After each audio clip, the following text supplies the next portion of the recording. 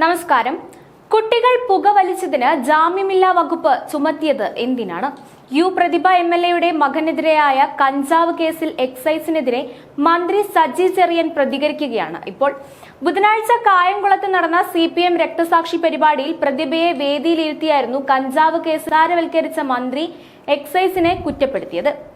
FIR താൻ വായിച്ചതാണ്, അതിൽ മോശപ്പെട്ടതായി ഒന്നുമില്ല. കൂട്ടം കൂടി പുകവലിച്ചു എന്നാണ് FIRൽ പറയുന്നത്. കുഞ്ഞുങ്ങളല്ലേ, അവർ വർത്തമാനം പറയുകയും കമ്പനി എടുക്കുകയും ചിലപ്പോൾ പുകവലിക്കുകയും ചെയ്യും. അതിനെന്താണ്? വലിച്ചത് ശരിയാണെന്നല്ല, ചെയ്തതിൽ തെറ്റുണ്ട്.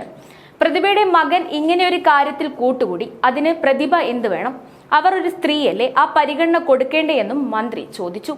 താനും വല്ലപ്പോഴുമൊക്കെ പുകവലിക്കുന്ന ആളാണ്. പണ്ട് ജയിലിൽ കിടന്നപ്പോൾ വലിച്ചിരുന്നു. MT വാസുദേവൻ നായർ കെട്ടുകണക്കിന് ബീഡി വലിക്കുമായിരുന്നു.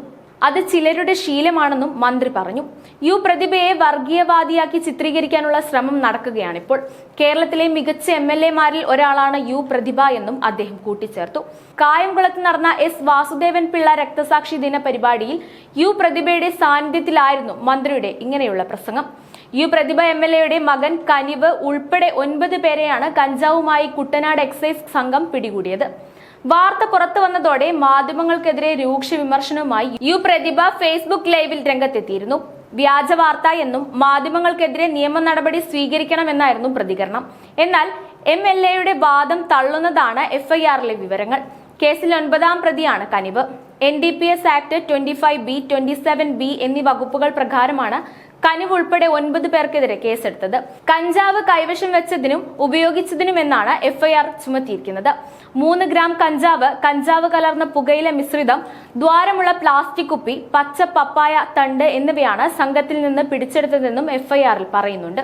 ഓരോ ജീവിതവും ഓരോ കഥകളാണ്, വേറിട്ട കഥകളുടെ ഒരു കൂട്ടായ്മ. വേണമെങ്കിൽ നമുക്കതിനെ ഒരു നോവലെന്ന് പേരിടാം. അതുപോലൊരു നോവലല്ലേ നിങ്ങളുടെ ജീവിതവും? എന്താ, ശരിയല്ലേ? നിങ്ങളുടെ അനുഭവങ്ങൾ, കഥകൾ എന്തുമായിക്കൊള്ളട്ടെ, അത് കേൾക്കാൻ DNA ന്യൂസിലൂടെ ഞാൻ എത്തുന്നു.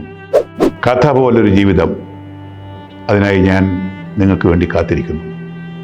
നമുക്ക് ഒന്നിച്ച് കാണാം, കുറേ കാര്യങ്ങൾ സംസാരിക്കാം, വേദനകൾ പങ്കിടാം.